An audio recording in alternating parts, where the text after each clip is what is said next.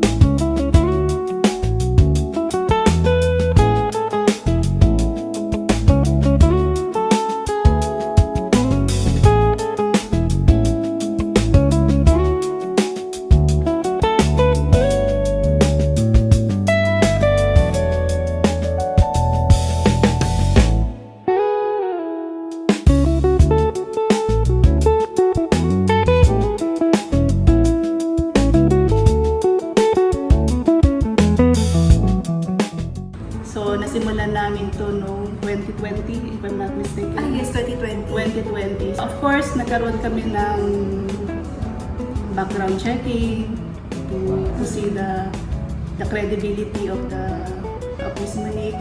And praise the Lord throughout the journey from 2020, now 2026, the handing over. And praise the Lord, maganda yung naging turnover. So, praise the Lord at nakilala namin si Miss Monique, naging blessing siya sa amin.